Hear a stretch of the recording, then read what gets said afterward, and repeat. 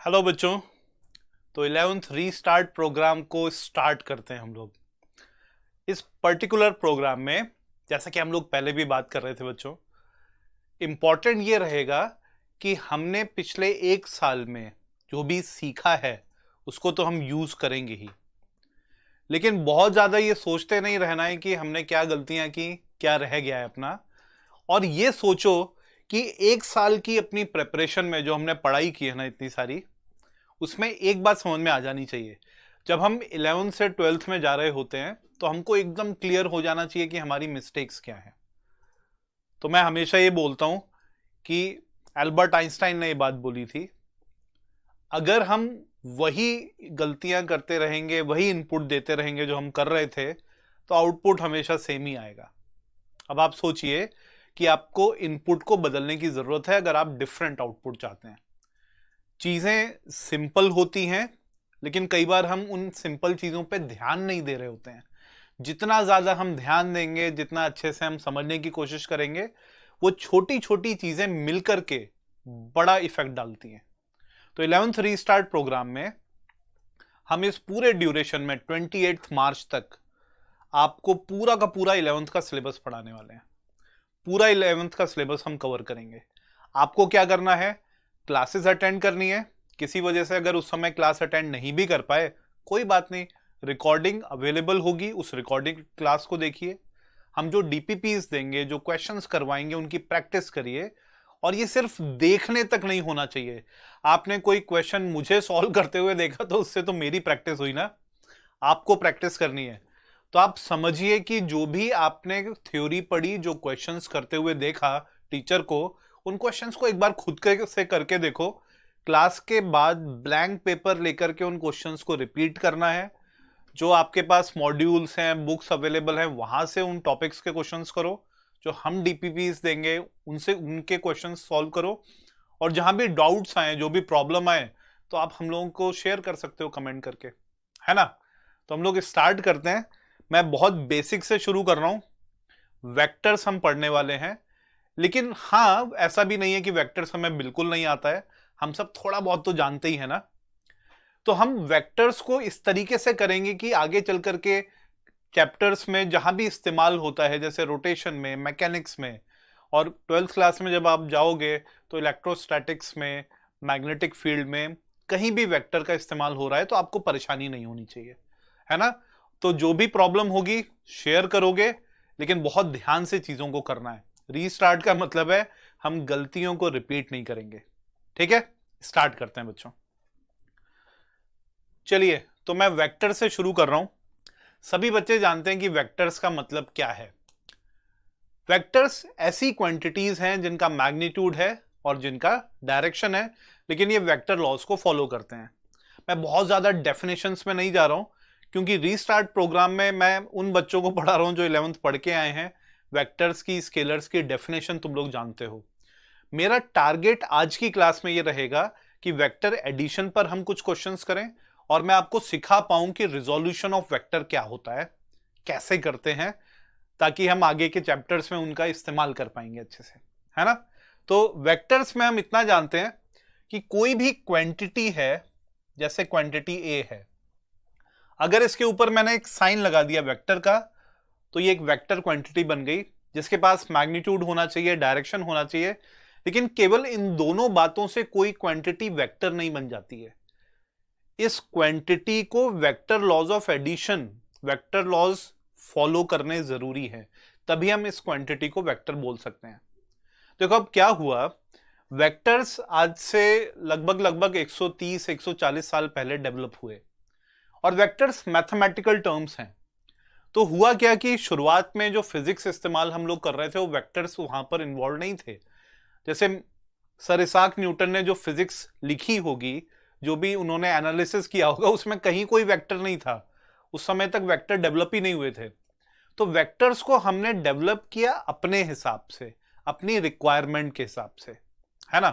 तो जब हम बात करते हैं वेक्टर्स की, तो वेक्टर क्वांटिटी ए है, इसके ऊपर वेक्टर लगा दिया। अगर मैंने इस तरीके से लिखा है, तो ये बताता है आपको डायरेक्शन प्लस मैग्नीट्यूड के बारे में। लेकिन अगर कहीं पे सिंपली ए लिखा हुआ है या ए का मैग्नीट्यूड लिखा हुआ है इस तरीके से, तो ये दिखाता है सिर्फ मैग्नीट्यूड, इसमें से डायरेक्शन मिसिंग हो जाता है। मेरा अप्रोच करने का तरीका बिल्कुल अलग होगा आप लोगों की क्लास के लिए। हम 11th में जैसे शुरू करते हैं मैं वैसे नहीं पढ़ा रहा हूं। मैं इस बात को ध्यान रख रहा हूं कि आपने जो कुछ भी पढ़ा हुआ है वेक्टर्स को, उसका एप्लीकेशन आपको कितना अच्छे से समझ में आता है। फॉर एग्जाम्पल, हमने ये बोला कि ये तो केवल मैग्नीट्यूड हो गया और ये हमेशा डायरेक्शन और मैग्नीट्यूड दोनों को शो करता है। तो जरा ध्यान से देखना, हम लोगों ने सबने वेलोसिटी टर्म पढ़ा हुआ है। तो वेलोसिटी का मतलब होता है स्पीड प्लस डायरेक्शन, मतलब इसमें मैग्नीट्यूड भी है और इसमें डायरेक्शन भी है। तो अगर मैं वेलोसिटी को रिप्रेजेंट करता हूं v वेक्टर के साथ, तो वेलोसिटी का डिफरेंशिएशन क्या होता है बच्चों? तुम लोग 11th क्लास में हो, एंड होने वाली है। वेलोसिटी को जब हम डिफरेंशिएट करते हैं तो हमको मिलता है एक्सेलरेशन। क्लियर बात है? तो अब ध्यान से देखना, अगर मान लो मैं लिखता हूं dv/dt, तो इससे मुझे मिलना चाहिए एक्सेलरेशन। लेकिन अगर मैं आपसे ही बोलूं कि एक यूनिफॉर्म सर्कुलर मोशन है,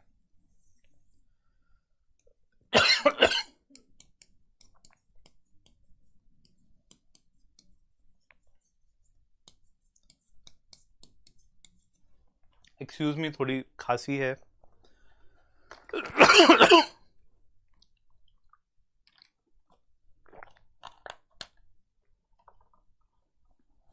तो अगर मैं कहता हूं कि यूनिफॉर्म सर्कुलर मोशन है किसी पार्टिकल का और पार्टिकल इस सर्कुलर पाथ पे रिवॉल्व कर रहा है, इसकी स्पीड v के बराबर है।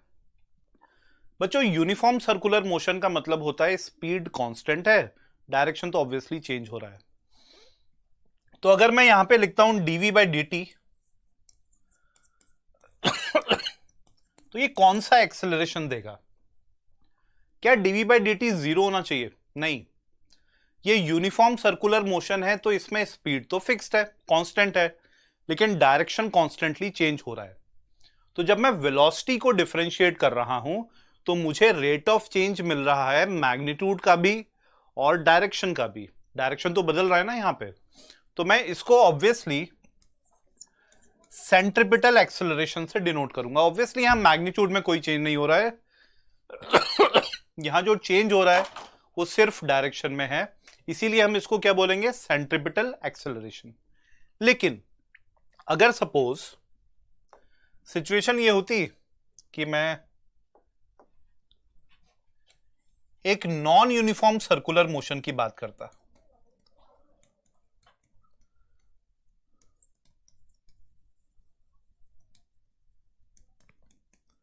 तो अगर कोई particle non uniform circular motion में घूम रहा है तो उसकी स्पीड भी वेरिएबल है बच्चों।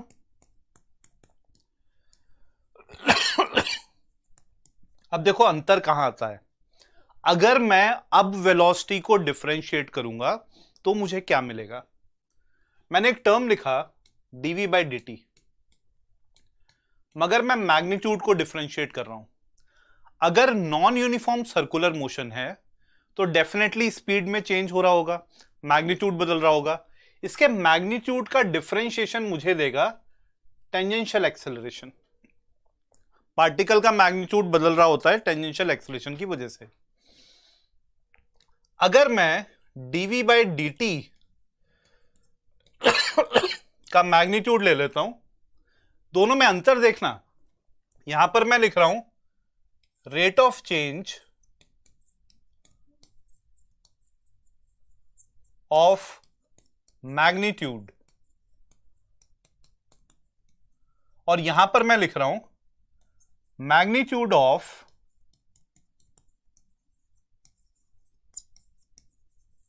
Rate of change of velocity. दोनों में अंतर है।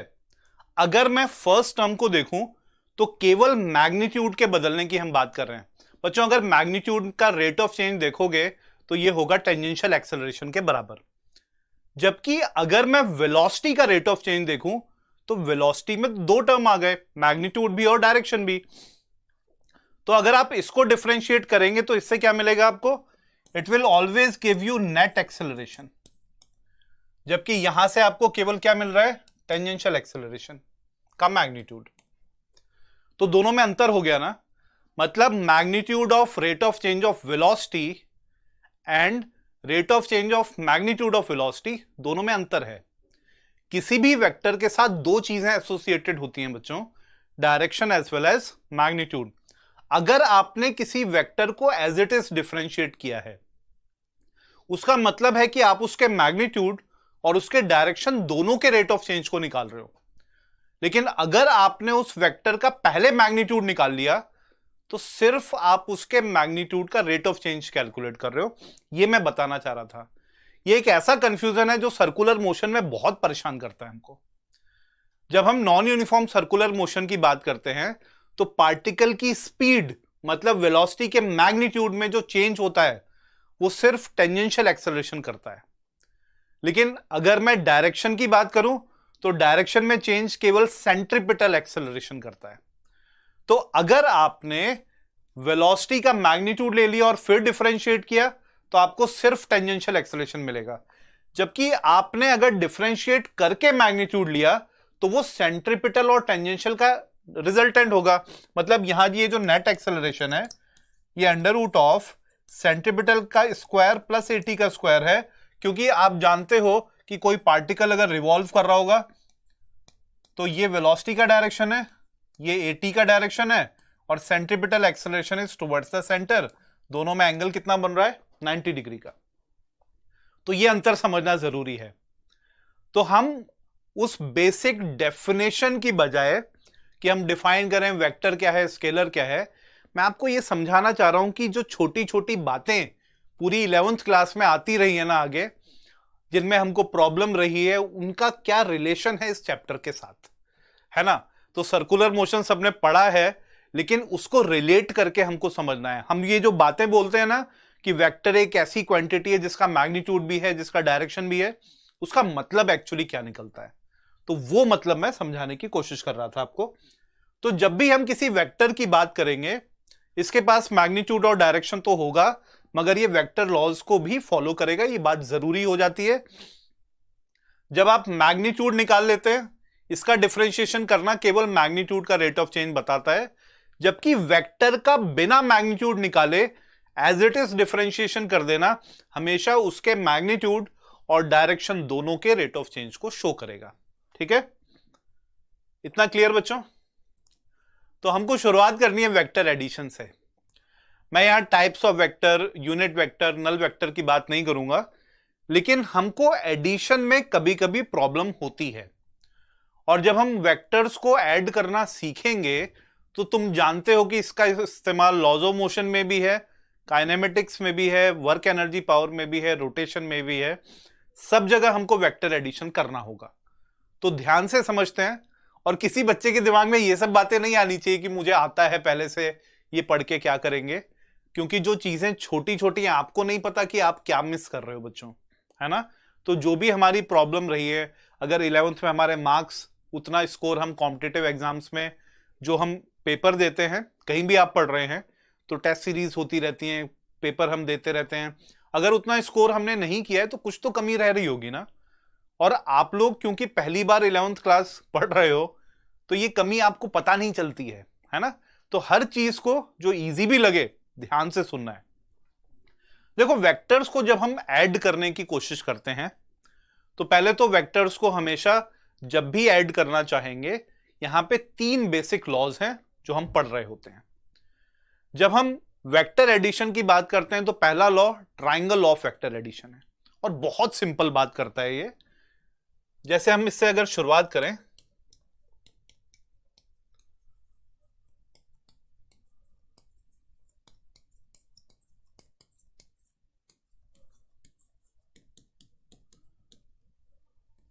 और मैं तुम लोगों से रिक्वेस्ट करूंगा जब ट्राइंगल ऑफ वेक्टर एडिशन हम पढ़ने जा रहे हैं ना, अपने दिमाग में एक सिंपल सी वेक्टर क्वांटिटी को रखो।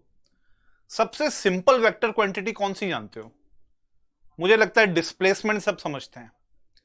तो अगर हम डिस्प्लेसमेंट को अपने दिमाग में अच्छे से रखें, जिसका मतलब क्या होता है, shortest vector between initial and final point, जिसकी टेल कहां पर भी होगी, इनिशियल पॉइंट पे, हेड कहां होगा, फाइनल पॉइंट पे। तो ऐसे किसी वेक्टर को हम डिस्प्लेसमेंट वेक्टर बोल सकते हैं। इसको अच्छे से दिमाग में रखो और इसका इस्तेमाल करके हम समझते हैं कि ट्राइंगल ऑफ वेक्टर एडिशन क्या कहता है। तो ये लॉ इस्तेमाल तब होता है बच्चों, मान लो मैंने एक वेक्टर क्वांटिटी बनाई, मैं इसको ए बोल देता हूं, एक और वेक्टर है बी। इन दोनों वेक्टर्स को मैंने हेड टू टेल कनेक्ट किया हुआ है। जब दो vectors head to tail connection में होंगे तो हमेशा हम ट्राइंगल लॉ का यूज करेंगे। अगर वेक्टर हेड टू हेड या टेल टू टेल कनेक्शन में होंगे तो हम यूज करेंगे parallelogram law of vector addition का। ठीक, अब देखो, जैसे दो वेक्टर्स हैं, अगर मैं एक तीसरा वेक्टर बनाऊं जो पहले वेक्टर की टेल के साथ उसकी टेल कोइंसाइड करे और सेकंड वेक्टर के हेड के साथ उसका हेड कोइंसाइड करे, तो वही कहलाएगा हमारा रिजल्टेंट वेक्टर। अब जरा इसको डिस्प्लेसमेंट के नजरिए से सोचो। मान लो मेरे डॉक्टर ने मुझसे कहा कि भाई आप ओवरवेट हो रहे हो, थोड़ा वॉक किया करो सुबह सुबह। तो अगर मैं इस पॉइंट से वॉक करना शुरू करता हूं, मैं वेक्टर ए के अलोंग आगे बढ़ता गया, यहां तक पहुंचा, फिर मैंने डायरेक्शन चेंज किया, मैं बी के अलोंग बढ़ता गया और ये मेरा फाइनल पॉइंट है जहां तक मैं पहुंचा, यहां से शुरू करके। अगर मेरी डिस्टेंस ट्रेवल की बात होगी तो वेक्टर ए और बी के मैग्नीट्यूड का सम करना पड़ेगा। लेकिन अगर डिस्प्लेसमेंट की बात होगी तो मैं इनिशियल पॉइंट को फाइनल पॉइंट से डायरेक्टली जोड़ दूंगा। तो मैंने इनको जोड़ दिया। बेसिकली ये डिस्प्लेसमेंट को शो कर रहा है, मेरे ख्याल से बड़े अच्छे से समझ पा रहे होगे। तो अगर एक ऐसा वेक्टर मैं बनाऊं जिसकी टेल कहां पर है, पहले वेक्टर की टेल पे, जिसका हेड कहां पर है, सेकंड वेक्टर के हेड के साथ कोइंसाइड कर रहा है, उसी को हम रिजल्टेंट वेक्टर कह सकते हैं। और हम कह सकते हैं कि यहां पर वेक्टर ए और वेक्टर बी का जब आप सम करते हैं तो आपको यह रिजल्टेंट वेक्टर मिल जाता है। अगर ए और बी को देखोगे तो इनके बीच में मान लो ये एंगल थीटा है। ए और बी वेक्टर्स के बीच में ये एंगल थीटा हमने बना दिया। सब लोग जानते हैं कि जब भी एंगल निकालना होता है दो वेक्टर्स के बीच में, they must be connected head to head और टेल टू टेल। यहां पर सबको दिख रहा है हेड टू टेल कनेक्शन, तो मैं इसको थोड़ा आगे शिफ्ट करूंगा तो ये एंगल आ जाएगा। ये वेक्टर ए और बी के बीच का एंगल है। इतना हमने समझ लिया। अब देखो, अगर मैं रिजल्टेंट का मैग्नीट्यूड निकालना चाहूंगा तो कैसे कैलकुलेट करेंगे? बड़ा आसान होता है बच्चों। जब भी आप ऐसी सिचुएशन देखो तो ये सोचना है कि परपेंडिकुलर आपने ड्रॉप किया यहां से। अब देखो, बी अगर आपको मालूम है तो ये लेंथ बी साइन थीटा हो जाएगी और इजीली ये लेंथ हो जाती है बी कॉस थीटा।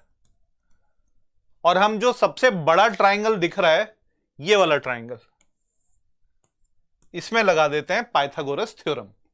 तो आपको रिजल्टेंट अल्टीमेटली मिलता है under root of A square plus B square plus 2ab cos theta. लेकिन ऑब्वियसली केवल मैग्नीट्यूड निकालने भर से काम नहीं चल जाता। अगर आपको किसी वेक्टर क्वांटिटी को पता करना है तो उसका डायरेक्शन बताना जरूरी है। यहां पर वेक्टर ए और बी का डायरेक्शन तो ऑलरेडी पता है ना हमको। तो ऐसा करते हैं, ये एंगल मान लो अल्फा कुछ बन रहा है, तो इस अल्फा को निकाल लेते हैं। अगर वेक्टर ए के साथ या बी के साथ एंगल आपको मालूम है तो वेक्टर ए तो नोन वेक्टर है, उसके साथ एंगल पता चल गया तो वैल्यू मिल गई। तो आप लिख सकते हैं tan अल्फा। tan अल्फा कितना होगा? सबसे बड़ा ट्राइंगल जो राइट एंगल ट्राइंगल है उसी में कैलकुलेट करो। tan अल्फा क्या है? Perpendicular over base. तो हम हमेशा लिख सकते हैं b sine theta by a plus B cos theta. तो बड़ी आसानी से ये कैलकुलेशन हो जाती है कि भाई रिजल्टेंट का मैग्नीट्यूड क्या आएगा और डायरेक्शन कैसे निकालेंगे। मगर इंपॉर्टेंट बात सिर्फ ये नहीं है, इंपॉर्टेंट है कि इसका इस्तेमाल कैसे करेंगे, how to use this law. फिर से रिपीट कर रहा हूं, ट्राइंगल ऑफ वेक्टर एडिशन तब यूज करना है जब एक वेक्टर का हेड दूसरे वेक्टर की टेल के साथ कनेक्टेड होगा। जो रिजल्टेंट वेक्टर है वो फर्स्ट वेक्टर की टेल के साथ कोइंसाइड उसकी टेल करेगी और सेकंड वेक्टर के हेड के साथ उसका हेड कोइंसाइड करेगा, तो हम ये कह सकते हैं, है ना। अब जरा आगे समझते हैं। अगर भाई कई बार ये इस्तेमाल होता है term parallelogram law of vector addition. अब ये पैरेललोग्राम लॉ क्या कोई नया लॉ है? देखो बच्चों, parallelogram law triangle law of vector addition ही है, ये कोई नया लॉ नहीं है। लेकिन ये लॉ तब इस्तेमाल हम करते हैं जब दो वेक्टर्स हेड टू हेड या टेल टू टेल कनेक्शन में होंगे। फॉर एग्जाम्पल, हमने देखा कि भाई एक वेक्टर ये है, इसको वेक्टर ए बोल दिया, एक वेक्टर ये है, इसको वेक्टर बी बोल देते हैं। दोनों के बीच का एंगल थीटा है, अभी तो ये हेड टू टेल कनेक्टेड है, तो आप डायरेक्टली कह सकते हैं कि इनके बीच का एंगल थीटा है। अगर मैं एक पैरेललोग्राम कंप्लीट कर लूं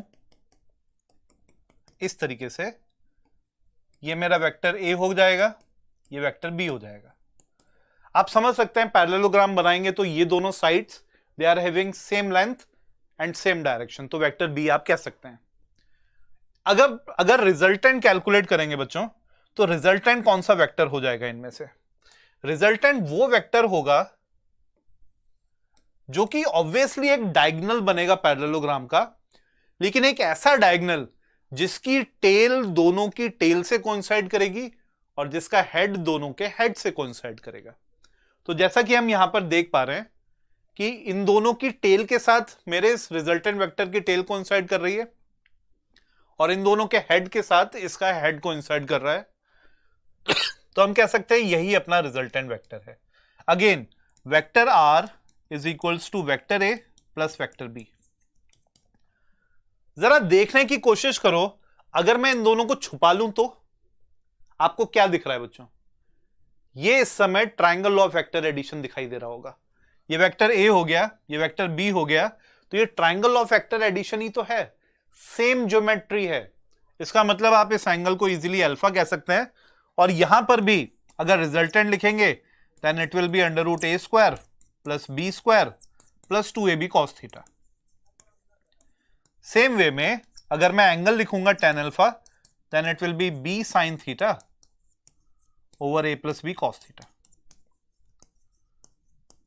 बड़ी आसानी से रिप्रेजेंटेशन हो जाती है, मगर यह बात आपको तब करनी है जब टेल टू टेल या हेड टू हेड कनेक्शन हमको दिख रहा होगा।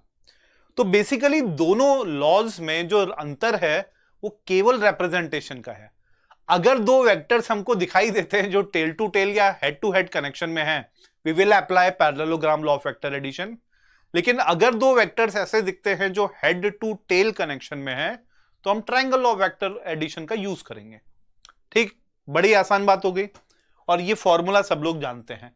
यूज कैसे करना है हम सीखेंगे अभी प्रैक्टिस करके ना। अच्छा, एक और बात, हम वेक्टर एडिशन करते हैं तो हमें सब्ट्रैक्शन भी तो आना चाहिए। अब जैसे मैं ट्रायंगल लॉ की ही बात कर लेता हूं, ये एक वेक्टर है ए, ये एक वेक्टर है बी, और हमने ये बोला कि भाई इनका रिजल्टेंट ये एक वेक्टर है आर। इन दोनों वेक्टर्स के बीच में एंगल था थीटा, लेकिन मैं ए और बी का सब्ट्रैक्शन निकालना चाहता हूं इस बार। सब्ट्रैक्शन कैसे निकालें भाई? वेक्टर्स में वेक्टर सब्ट्रैक्शन जैसी कोई चीज हमने बनाई नहीं, लेकिन अगर आप a माइनस बी करना चाहते हो बच्चों, तो क्या मैं a प्लस माइनस बी लिख सकता हूं? मतलब दो वेक्टर्स को सब्ट्रैक्ट करना, a माइनस बी निकालना, एक तरीके से वेक्टर a और माइनस बी वेक्टर का सम ही तो है। तो मैं इन दोनों को ऐड कर दूंगा और सपोज मेरा रिजल्टेंट कुछ r डैश वेक्टर आएगा। अब मैं जानना चाहता हूं r डैश का मैग्नीट्यूड क्या होगा। तो आप ये सोचो कि ये माइनस बी वेक्टर कहां है।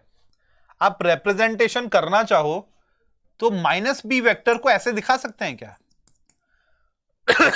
बी वेक्टर एक पर्टिकुलर डायरेक्शन में है, माइनस बी वेक्टर का मतलब है मैंने डायरेक्शन को रिवर्स कर दिया, मैग्नीट्यूड को मैंने सेम रखा, तो आपको यहां पे ये माइनस बी वेक्टर मिल गया।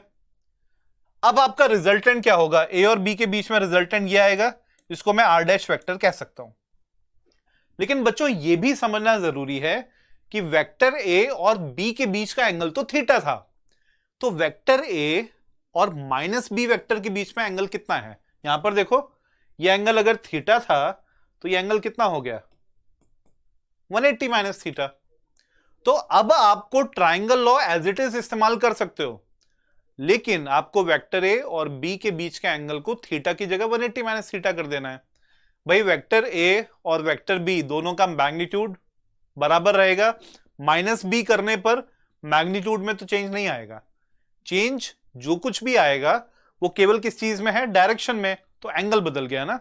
तो अब आप रिजल्टेंट आर डैश अगर निकालोगे बच्चों, तो under root of A square plus B square plus 2ab cosine of 180 minus theta लिखना पड़ेगा ना। और कॉस 180 माइनस थीटा कितना होता है? ऑब्वियसली माइनस कॉस थीटा होता है। तो आपको फाइनली रिजल्टेंट का मैग्नीट्यूड मिल जाता है under root of A square plus B square minus 2ab cos theta. आप जहां कहीं भी एडिशन के लिए फॉर्मूले डिराइव कर चुके हो, उन रिलेशंस में बस थीटा को 180 माइनस थीटा से रिप्लेस कर दो।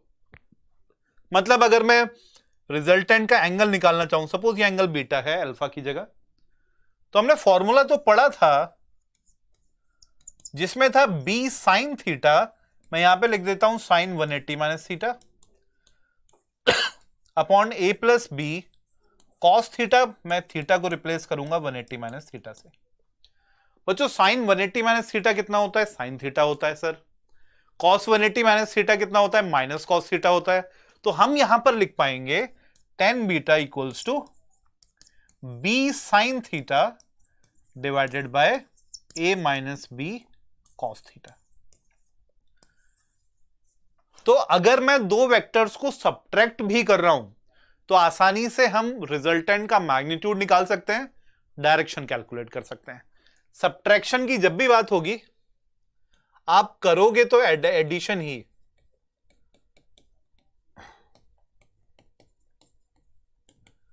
बस आपको ध्यान ये रखना है कि एडिशन करते हुए एंगल्स क्या बन रहे हैं दोनों वेक्टर्स के बीच में। आसान बात हो गई।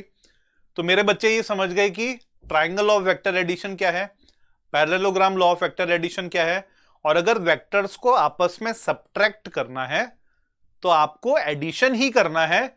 लेकिन जब मैं a माइनस बी लिखूंगा तो आप उसको a प्लस माइनस बी लिख लेंगे, और उसके बाद आप ये देखोगे कि वेक्टर a और माइनस बी वेक्टर के बीच में जो एंगल है अब वो थीटा नहीं है बल्कि 180 माइनस थीटा है। तो बड़ी आसानी से लिखा जा सकता है ना। एक और बात, अगर मैं polygon law of vector addition की बात करूं,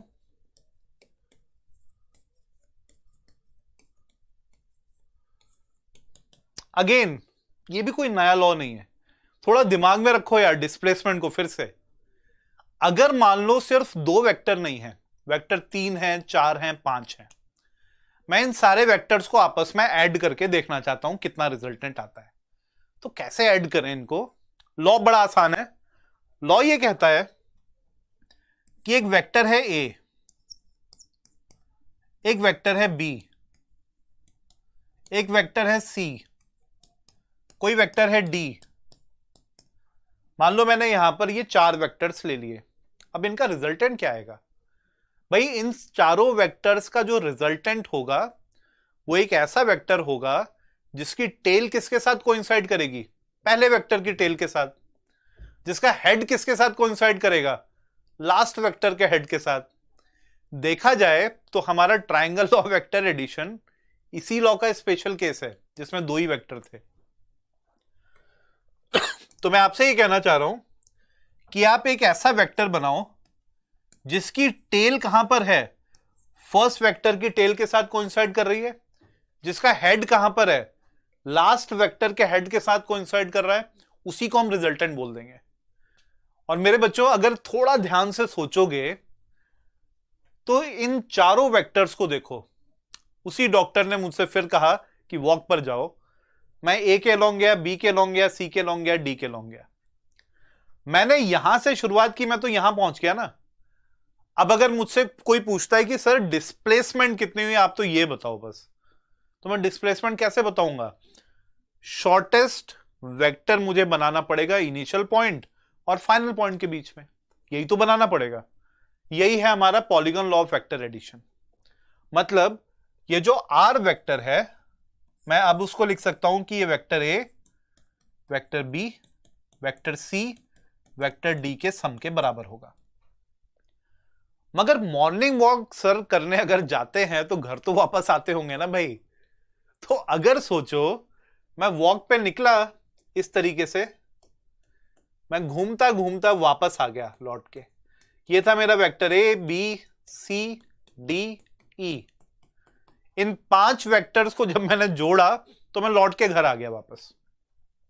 अब जरा पूछो मेरी डिस्प्लेसमेंट कितनी हुई।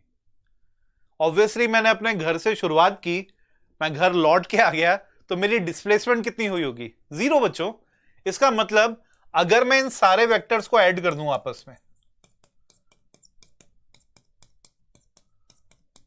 तो टोटल सम कितना आएगा? It will be a null vector. मतलब अगर आप एक ऐसा सिस्टम कभी भी देखोगे जिसमें मल्टीपल वेक्टर्स हैं, हेड टू टेल में जोड़ता चला गया, लेकिन जो लास्ट वेक्टर है उसका हेड फर्स्ट वेक्टर की टेल पे आके मिल गया, तो डेफिनेटली रिजल्टेंट क्या होगा बच्चों? 0। डिस्प्लेसमेंट भी तो 0 ही हो गई ना। उसी तरीके से सोचो। तो अगर मैं आपसे ये बोलता कि बच्चों ऐसा करते हैं, ये 3 वेक्टर्स में बना रहा हूं,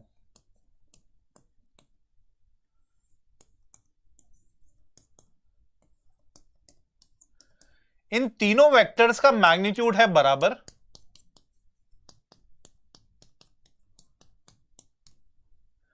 लेकिन इनके बीच में ये जो एंगल है 120 डिग्री है। अब सवाल ये है कि इन तीनों वेक्टर्स का सम रिजल्टेंट क्या आता? अब ये वेक्टर्स आप देखोगे तो ये तो टेल टू टेल कनेक्टेड मुझे दिख रहे हैं। पॉलीगॉन लॉ के नजरिए से मैं बहुत ज्यादा सोच नहीं पा रहा हूं, तो एक काम करते हैं, मैं इस डायग्राम को रीड्रॉ करके देखता हूं। तो मैंने ये सोचा कि वेक्टर ए मैंने ऐसे बना दिया, जैसा ही वेक्टर ए है वैसे ही बना दिया। वेक्टर बी मैं यहां से उठा लेता हूं और यहां रख देता हूं, तो ये आ गया मेरा वेक्टर बी। मुझे मालूम है कि वेक्टर बी और ए के बीच में कितना एंगल था? 120 डिग्री। तो ठीक है, वेक्टर ए और बी के बीच का ये जो एंगल है उसको 120 रखेंगे। ये बाहर वाला एंगल बनेगा, सबको दिख रहा है ना बच्चों। उसी तरीके से सी वेक्टर को उठा करके अगर मैं यहां रख दूं तो ये इस तरीके से बनेगा। सर आपने ट्राइंगल कैसे कंप्लीट कर दिया? क्यों ना करूं, क्योंकि मुझे पता है कि सबके बीच में देखो ये एंगल कितना बनेगा? 120। अगर मैं इस एंगल को बनाऊं तो कितना बनेगा? 120। इसका मतलब ये एंगल्स कितने बन रहे होंगे? 60। तीनों का मैग्नीट्यूड बराबर है, तो ये बन गया एक इक्विलेटरल ट्राइंगल। और डेफिनेटली आप घूम के वापस आ गए तो तीनों का रिजल्टेंट क्या आएगा बच्चों? 0। कंफर्म्ड है। तो अगर मैं आपसे ये कहता कि बच्चों n वेक्टर्स हैं, मैं बहुत सारे वेक्टर्स को जोड़ता चला गया 1 2 3 अप टू n वेक्टर्स, और सबके बीच का एंगल 360/n है। They are vectors having equal magnitude and equal angle.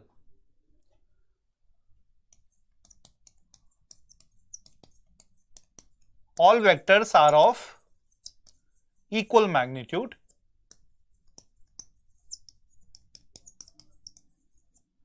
and angle between any two consecutive vectors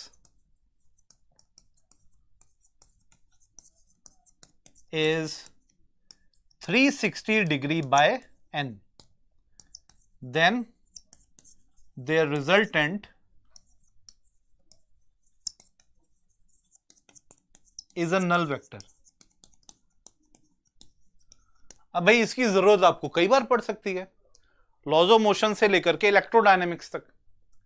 जब भी आपको n वेक्टर्स मिलेंगे जिनका मैग्नीट्यूड बराबर है और किसी भी दो वेक्टर के बीच का एंगल है 360 डिवाइडेड बाय n, मतलब अगर 4 वेक्टर्स हैं तो 360/4 90 डिग्री, 5 वेक्टर्स है तो 72 डिग्री आ जाएगा, 6 वेक्टर हैं तो 60 डिग्री, तो हमेशा इनका रिजल्टेंट क्या बन जाएगा? 0। ठीक है, बड़ी सिंपल सी बात है। तो पॉलीगन लॉ की जब हम बात करते हैं तो उससे ये सारी चीजें हम डिराइव कर सकते हैं। तो मैंने अब तक आपके साथ जो डिस्कशन किया बच्चों, इसमें मैंने बात की कि 2 वेक्टर्स को या 3 वेक्टर्स को या 4 वेक्टर्स को अगर ऐड करना है तो पहले 2 वेक्टर्स की बात हमने की। अगर vectors head to tail connection में है तो you will apply triangle of vector addition. अगर हमारे वेक्टर्स हेड टू हेड या टेल टू टेल कनेक्शन में है, you will apply parallelogram law. Subtract करना है तो आपका एंगल थीटा की जगह 180 माइनस थीटा हो जाएगा दोनों वेक्टर्स के बीच में। अगर आपको मल्टीपल वेक्टर्स मिलते हैं तो पॉलीगन लॉ का इस्तेमाल कर सकते हैं। इस सब को हम अप्लाई कैसे करेंगे जरा इसको देखते हैं। तो हम लोग कुछ न्यूमेरिकल्स करते हैं और न्यूमेरिकल्स को करते करते सीखेंगे बच्चों चीजें, है ना। इस पे अब ध्यान देना शुरू करते हैं हम लोग। मुझे पहले ही इस बात का जवाब दो,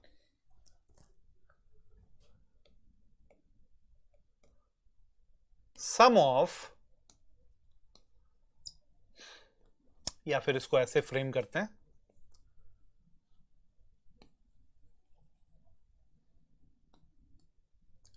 minimum number of vectors required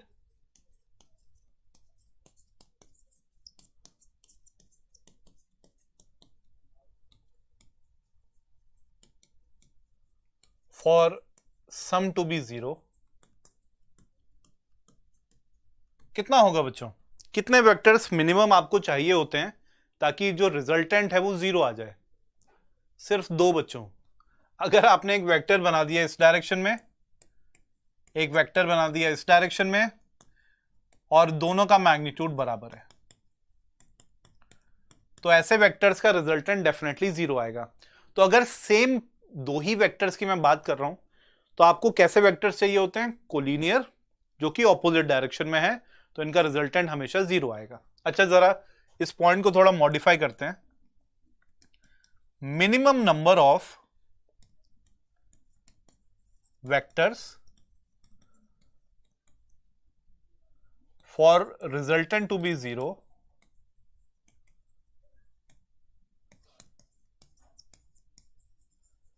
if they are non collinear. भाई अगर 2 वेक्टर्स कोलिनियर नहीं है, देखो कोलिनियर होने पर तो सेम एक्सिस के अलोंग एक्ट कर रहे होंगे, डायरेक्शन ऑपोजिट है, तो रिजल्टेंट आ जाएगा 0, मैग्नीट्यूड बराबर होगा। तो अगर कोलिनियर नहीं है तो कितने वेक्टर्स चाहिए होंगे मैग्नीट्यूड को 0 करने के लिए, रिजल्टेंट को 0 करने के लिए? अब हमको 3 की जरूरत है, क्योंकि अगर आपने 2 वेक्टर बना दिए इस तरीके से तो भाई तीसरा वेक्टर चाहिए ना वापस लौट के आने के लिए। हमने polygon law of vector addition से ये सीखा कि अगर लास्ट वेक्टर जो आप बनाओगे उसका हेड फर्स्ट वेक्टर की टेल तक पहुंच गया तो रिजल्टेंट क्या हो जाएगा? 0। लेकिन आपको ऐसा करने के लिए एक वेक्टर तो बनाना पड़ेगा ना इस तरीके से, आपको कम से कम तीसरा वेक्टर चाहिए होगा, तो रिजल्टेंट क्या मिलेगा? 0। अब एक सवाल का और जवाब देना है आपको, minimum number of vectors required. मैं इस बार जो वेक्टर्स लेने वाला हूं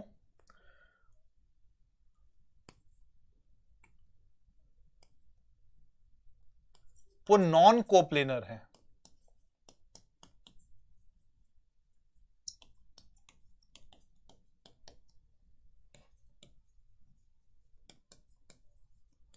for resultant to be 0।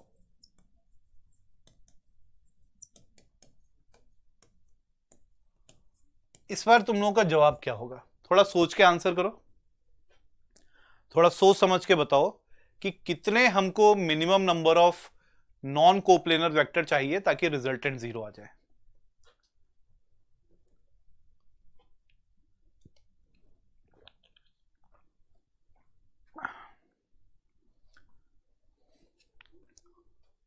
Answer 4 है। देखो अगर मैं यहां पर वेक्टर ए बनाता हूं, वेक्टर बी बनाता हूं, वेक्टर सी भी बना देता हूं, मगर ये बात पक्की है कि ये कैसे वेक्टर्स हैं? ये सब के सब कोप्लेनर हैं क्योंकि ये सब बोर्ड के प्लेन में है ना। अगर मैं आपसे ये बोलूं कि चलो वेक्टर सी ये जो दिख रहा है ना इसको हटाते हैं, मैं वेक्टर सी को यहां दिखा देता हूं इस तरीके से। अब ये बोर्ड के प्लेन के बाहर आ गया है, तो वेक्टर ए, वेक्टर बी और सी वेक्टर ये तीनों मिलके कैसा सिस्टम बना रहे हैं? Non coplanar. लेकिन रिजल्टेंट 0 होने के लिए लास्ट वेक्टर को वहां तक पहुंचना जरूरी है, तो मुझे कम से कम एक ऐसा वेक्टर बनाना पड़ेगा जिसकी टेल यहां पर होगी और जिसका हेड वापस वेक्टर ए की टेल के साथ मिलेगा जाके, तब रिजल्टेंट क्या होगा? 0। तो पहले तो नॉन कोप्लेनर बनाने के लिए मुझे कम से कम एक थर्ड वेक्टर ऐड करना पड़ेगा दूसरे प्लेन में, और फिर फोर्थ वेक्टर चाहिए मुझे जो वापस इसको ज्वाइन कर रहा हूं। समझ पा रहे हो इस बात को? तो अगर मैं एक प्लेन बना दूं जिसमें वेक्टर ए है, वेक्टर बी है, तो मुझे एक सी वेक्टर बनाना पड़ेगा अलग से, और फिर एक वेक्टर मुझे दिखाना पड़ेगा वापस आते हुए। तो यहां पे वेक्टर 1, 2, 3 एंड 4, इन चारों की जरूरत पड़ेगी। कम से कम 4 नॉन कोप्लेनर वेक्टर चाहिए होते हैं रिजल्टेंट को 0 करने के लिए। ठीक है, तो मुझे लगता है वेक्टर एडिशन के बारे में हम कुछ चीजें समझ गए। अब हम आगे बढ़ते हैं और करते हैं कुछ क्वेश्चंस। मैंने एक बहुत सिंपल सा क्वेश्चन लिया हुआ है, हम सब ट्राई करें इसको। पहले तो अगर कोई क्वेश्चन बच्चों इस तरीके से direction north, west, south, east कुछ भी दिखा रहा होता है सॉरी, थोड़ी खांसी हो गई है मुझे। तो अगर कभी भी कोई क्वेश्चन ऐसा है जिसमें डायरेक्शंस की बात हो रही होती है, हमेशा क्या करो, इसको यूनिट वेक्टर नोटेशन में रिप्रेजेंट करने की कोशिश कर लेते हैं। बड़ी आसान चीज है बच्चों। वेक्टर्स को ऐड करने जाओगे और 3 वेक्टर्स होंगे, 4 वेक्टर्स होंगे ना, परेशान हो जाओगे। ठीक है, हमने अभी अभी पढ़ा है ट्राइंगल ऑफ वेक्टर एडिशन, मगर जरूरी नहीं है कि वही अप्लाई कर दें हर जगह। देखो, अगर आप इसको एक्स एक्सिस, इसको वाई एक्सिस बना लेते हो, तो ये डायरेक्शन आई कैप लिखा जा सकता है, सब जानते हैं ये। इसको हम जे कैप लिख सकते हैं, और ये डायरेक्शन अपना के कैप हो गया। इसी तरीके से आपको रिप्रेजेंटेशन करनी है। तो जैसे हमारा क्वेश्चन कह रहा है पर्सन मूव्स 30 मीटर नॉर्थ। देखो, ये डायरेक्शन मैंने बना दिया नॉर्थ, ये डायरेक्शन साउथ हो गया, ईस्ट हो गया और वेस्ट हो गया, है ना। आपने ईस्ट को आई कैप लिख दिया, इसको जे कैप लिख दिया, तो वेस्ट क्या होगा? माइनस आई कैप, साउथ होगा माइनस जे कैप। ये अपनी रिप्रेजेंटेशन हमने कर दी है। अब जरा देखो, सबसे पहले 30 मीटर नॉर्थ की बात हो रही है, तो हम नॉर्थ डायरेक्शन में 30 मीटर मूव करेंगे। ठीक है भाई, इस वेक्टर को रिप्रेजेंट कैसे करोगे? इस चक्कर में मत पड़ो कि एंगल वगैरह लिख लेंगे और उसके बाद हम कैलकुलेट कर लेंगे। आसानी से लिखो यार, इस डायरेक्शन में जा रहा है नॉर्थ की तरफ, तो इसको 30 जे कैप लिख सकते हो ना, इसमें क्या दिक्कत है ना। इसके बाद 20 मीटर ईस्ट, मतलब इस डायरेक्शन में जा रहा होगा 20 मीटर, तो ईस्ट की तरफ जा रहा है, तो मैं उसको 20 आई कैप लिख दूंगा ना आसानी से। उसके बाद फाइनली 30√2 साउथ वेस्ट। ध्यान देना, साउथ वेस्ट को आप इस तरफ कुछ शो कर सकते हो, ऐसे जा रहा होगा, मगर मैं इधर ही दिखा देता हूं, मैं इंडिपेंडेंट वेक्टर्स की तरह ट्रीट कर सकता हूं, और मुझे दिख रहा है ये 30√2 है। साउथ वेस्ट का मतलब दोनों के बीच में है, तो एंगल क्या होगा? 45।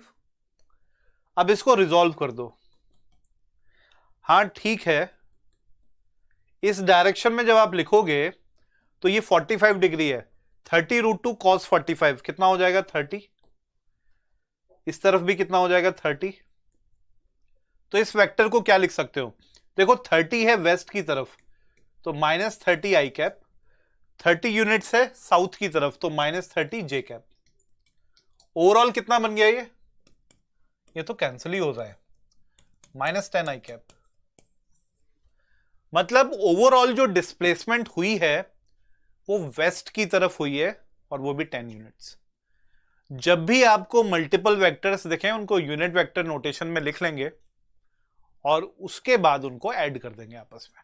ठीक है, ओके, चलो नेक्स्ट क्वेश्चन हम करके देखते हैं। क्वेश्चन कह रहा है resultant of 2 vectors having equal magnitudes have resultant having same magnitude as that of the 2 vectors.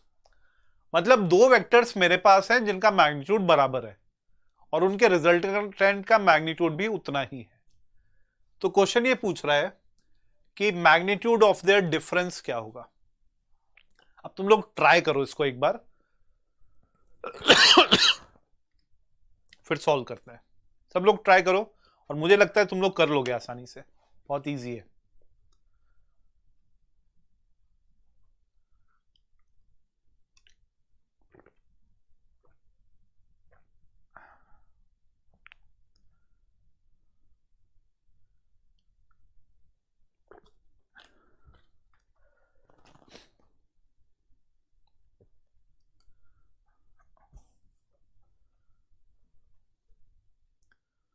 देखो, अगर कभी भी ऐसा दिखाई देता है कि दो वेक्टर्स हैं जिनका मैग्नीट्यूड बराबर है, उनका रिजल्टेंट का मैग्नीट्यूड भी उतना ही है, जरा सोचो कि अगर मैं ट्राइंगल ऑफ वेक्टर एडिशन लगाता हूं तो ये कैसा फिगर बनेगा यार। ये वेक्टर ए है, ये वेक्टर बी दिख जाएगा मुझे, तो सी वेक्टर जो रिजल्टेंट है वो तो मुझे इधर ही बनाना पड़ेगा और सबका मैग्नीट्यूड बराबर है। ये कैसा ट्राइंगल बन रहा है? ये बन रहा है इक्विलेटरल ट्राइंगल। तीनों साइड्स बराबर हो गई ना बच्चों, तो इक्विलेटरल ट्राइंगल बन गया। और आप एंगल्स अगर देखोगे तो ए और बी के बीच में कितना एंगल बन रहा है? 120 डिग्री। ध्यान ये रखना, कोई बच्चा ये मत करना कि इसको 60 डिग्री ले लेते हैं। जब भी वेक्टर्स के बीच में एंगल निकालते हैं, they must be thought to be connected tail to tail और हेड टू हेड। तो यहां पर जो कनेक्शन दिख रहा है वो तो हेड टू टेल है, तो 60 डिग्री का एंगल ये नहीं ले लेंगे, वेक्टर्स के बीच का एंगल 120 डिग्री होगा ना। एक बार एंगल पता चल गया, अब आपको दोनों वेक्टर्स को सबट्रैक्ट करना है। तो कैसे करोगे? Under root of A square plus B square minus 2ab cos theta हो जाएगा। ध्यान देना, आपको सबट्रैक्शन निकालना है। What is the magnitude of their difference. अगर मैं कहता हूं कि वेक्टर ए, वेक्टर बी और इनका रिजल्टेंट तीनों का मैग्नीट्यूड मान लो कुछ के बराबर है, तो के टर्म्स में रिजल्ट निकाल देते हैं। तो मैं इसको लिख पाऊंगा अंडर रूट ऑफ के स्क्वायर प्लस के स्क्वायर माइनस ट्वाइस ऑफ के इंटू के। और बच्चों एंगल कितना बन गया दोनों के बीच में? 120 डिग्री। cos 120 कितना होता है? सब बच्चे जानते हैं ना, cos 120 कितना होता है? -1/2। तो आप यहां पर लिख सकते हैं -1/2। ये कैंसिल हो जाएगा भाई, तो आपको मिल जाएगा अंडर रूट 3 के। अगर ये तीनों यूनिट वेक्टर्स होते तो रिजल्टेंट √3 यूनिट्स आता। इसकी जरूरत मैंने देखा है बहुत बार पड़ती है यार। जब भी हम सॉल्व कर रहे होते हैं, बार बार ये चीजें कर रहे होते हैं, और अपनी कैलकुलेशन में हमको चीजों का थोड़ा ध्यान भी रखना होता है ना। ग्रेविटेशन चैप्टर में, इलेक्ट्रोस्टैटिक्स में, मैग्नेटिक फोर्स के लिए बहुत जगहों पर आपको मल्टीपल फोर्सेस एक चार्ज पार्टिकल पे, मास पर मिलेंगी और आपको उनका रिजल्टेंट निकालना होगा। इसी तरीके से अप्लाई करना होता है, इजीली कैलकुलेशन हो जाएगी, है ना। चलो अगला क्वेश्चन तुम लोग करके बताओ यार। हमने जो कुछ डिस्कशन अभी किया है इसके बेसिस पे ये क्वेश्चन होना चाहिए सबका सॉल्व, है ना। क्या हो रहा होगा बच्चों, थोड़ा सोच के देखो। A man moves along a straight line on a horizontal ground. For 10 meters, he then takes 60-degree left turn. He keeps on repeating this again and again. Calculate the magnitude of displacement of the man when he takes 8th turn. ये move कैसे कर रहा होगा? समझना, मैं समझा रहा हूं। ये ना ऐसे जा रहा होगा सीधा स्ट्रेट लाइन में, 10 मीटर आगे गया, ये इस डायरेक्शन है जिधर मैं मूव कर रहा था, और मेरे लेफ्ट की तरफ मुझे कितना मुड़ना है? 60 डिग्री। अब मैं 60 डिग्री इधर जाऊंगा और फिर मैं जिस डायरेक्शन में जा रहा था 10 मीटर चलने के बाद अपने लेफ्ट की तरफ 60 डिग्री। मैं बार बार ये रिपीट करता जा रहा हूं, हॉरिजॉन्टल ग्राउंड पे मूव कर रहा हूं। मुझे बताना है कि 8th टर्न जब मैं लूंगा उस समय तक मेरी डिस्प्लेसमेंट कितनी हो चुकी होगी। तो मेरे ख्याल से क्वेश्चन सब लोग समझ गए क्या है। लेकिन ये 60 डिग्री लेफ्ट टर्न जो ले रहा है ना, इससे फर्क क्या पड़ेगा और क्वेश्चन में बनेगा क्या, ये समझना जरूरी है। देखो, अगर ये पर्सन आगे की तरफ बढ़ता रहता है, 10 मीटर आगे चलता रहा, और उसके बाद इसने अपने डायरेक्शन ऑफ मोशन से 60 डिग्री का लेफ्ट टर्न ले लिया, फिर 10 मीटर आगे बढ़ा, फिर अपने डायरेक्शन ऑफ मोशन से 60 डिग्री का लेफ्ट टर्न ले लिया।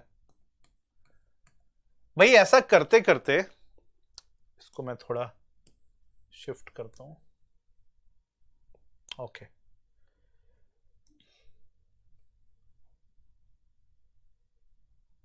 ऐसा करते करते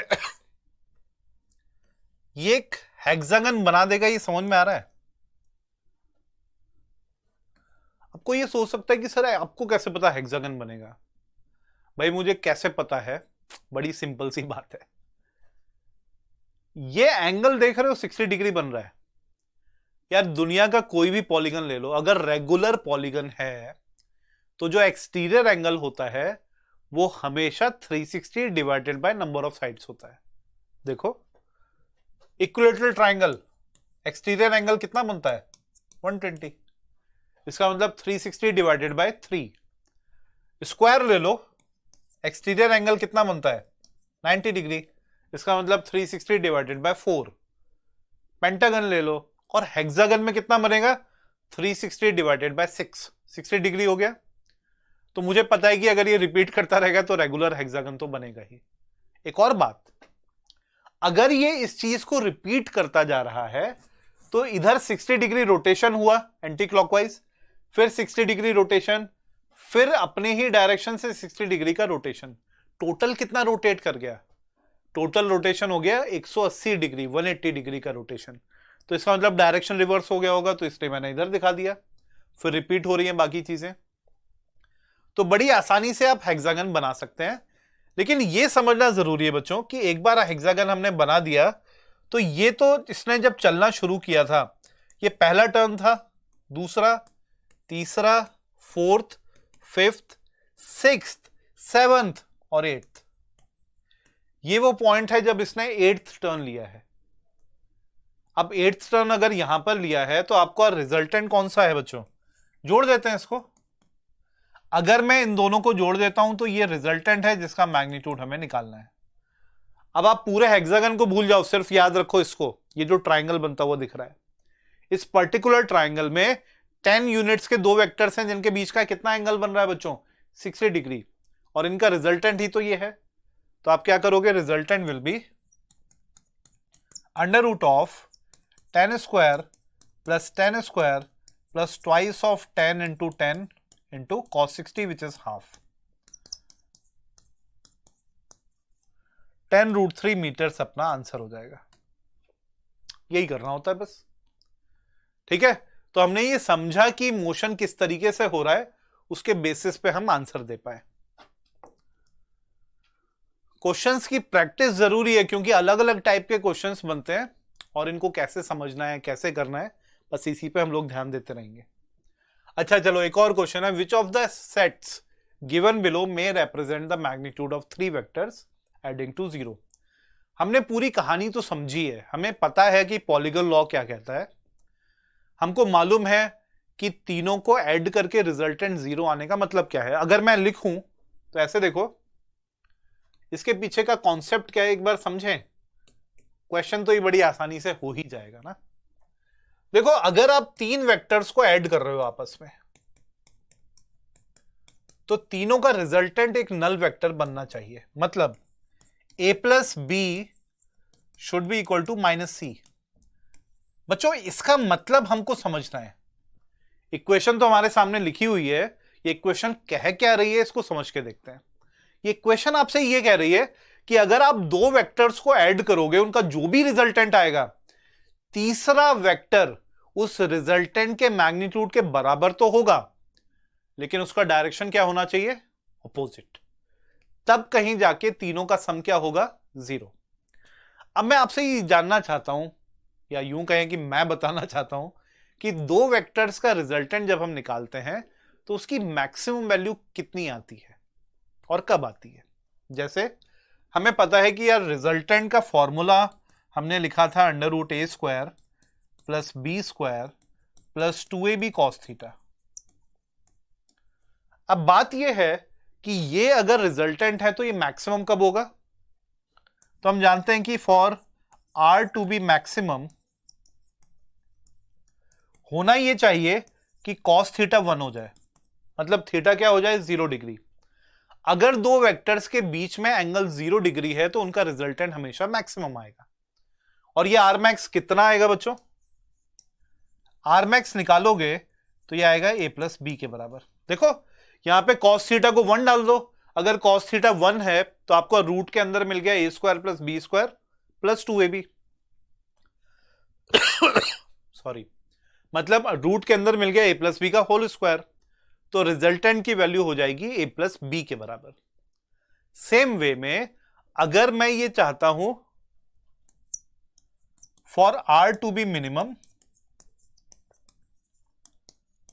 कॉस थीटा की वैल्यू होनी चाहिए -1, और कॉस थीटा -1 कब होता है बच्चों? 180 डिग्री पे। मतलब अगर दो वेक्टर्स बिल्कुल ऑपोजिट डायरेक्शन में हैं तो उनका रिजल्टेंट क्या हो जाएगा? मिनिमम।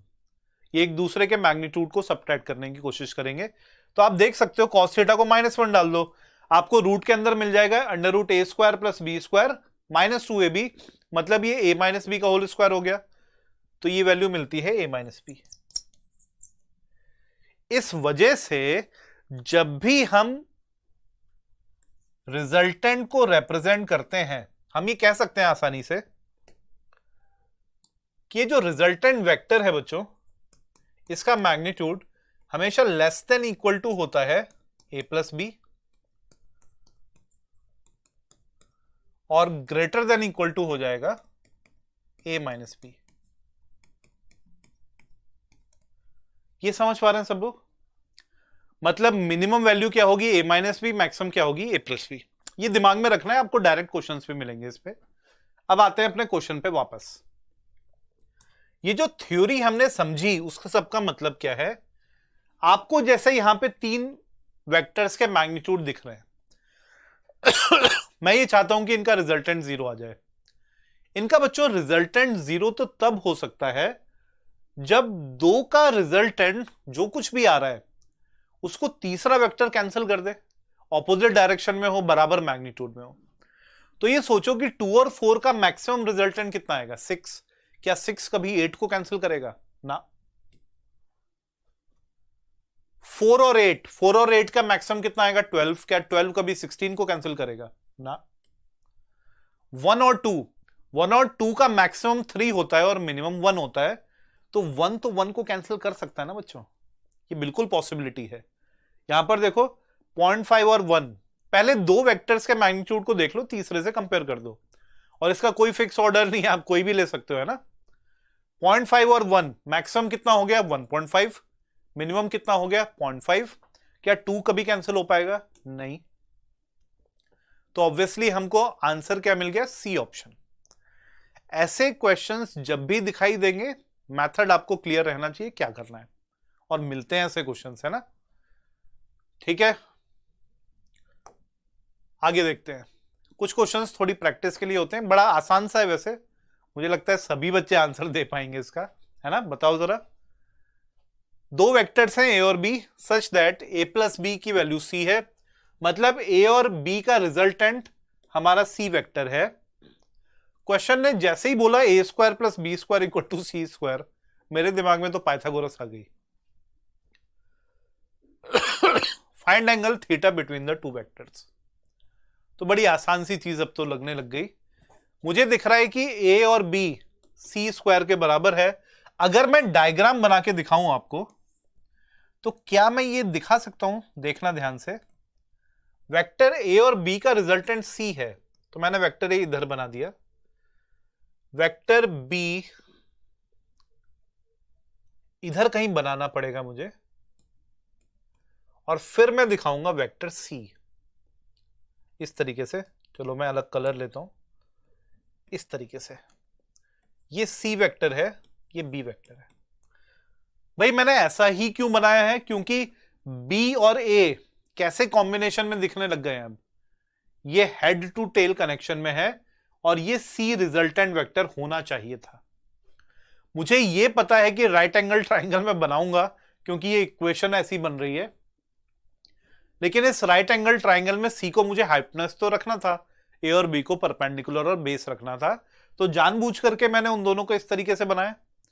और सी को मैं ऑपोजिट साइक्लिक ऑर्डर में दिखाऊंगा, ये दोनों सेम साइक्लिक ऑर्डर में है, सी ऑपोजिट साइक्लिक ऑर्डर में है, तो सी ही तो रिजल्टेंट है यहां पे। ट्राइंगल ऑफ वेक्टर एडिशन में कौन से दो वेक्टर्स का रिजल्टेंट आप निकाल रहे होते हो? जो हेड टू टेल कनेक्शन में है। जो रिजल्टेंट होता है उसकी तो टेल कोइंसाइड कर रही होती है टेल के साथ, हेड कोइंसाइड कर रहा होता है हेड के साथ, जैसा कि यहां पे दिख रहा है। तो कितना एंगल हो गया दोनों वेक्टर्स के बीच में ना? अगर ए और बी के बीच में एंगल निकालेंगे तो ऑब्वियसली एंगल कितना आएगा? 90 डिग्री। अगर मुझसे कोई पूछता कि एंगल बिटवीन बी एंड सी कितना है बच्चों, बता सकते हो? ये बी वेक्टर है, सी वेक्टर है, तो एंगल कितना होता? 45 डिग्री। अगर कोई क्वेश्चन पूछता कि एंगल बिटवीन ए एंड सी निकालते हैं, ए एंड सी, तो एंगल कितना हो जाता फिर से? 45, क्योंकि ये हेड टू हेड कनेक्शन में है तो आप डायरेक्टली लिख सकते हो, है ना? And angle between b and a अगर निकालोगे तो ऑब्वियसली 90 डिग्री आंसर है। ठीक है, तो बड़ी आसानी से किया जा सकता है। हमको यहां कैलकुलेशन की जरूरत नहीं पड़ी, लेकिन कुछ जगहों पर पड़ेगी। जैसे देखो, the resultant of two forces having magnitude 3p and 2p is r। अगर पहली फोर्स को हम डबल कर देते हैं तो रिजल्टेंट भी डबल हो जाता है, तो एंगल कितना होगा? ऐसा करें कि इस क्वेश्चन को ट्राई करके देखो यार। मैं सब बच्चों को 1 मिनट का टाइम दे रहा हूं, सब लोग एक बार ट्राई करो इसको, है ना? और मुझे लगता है तुम लोग निकाल लोगे आंसर। ओके, तो आपको दो फोर्सेस दिखाई दे रही हैं, 3p और 2p। इनका रिजल्टेंट r के बराबर है। तो एक बार लिखे इसका रिजल्टेंट।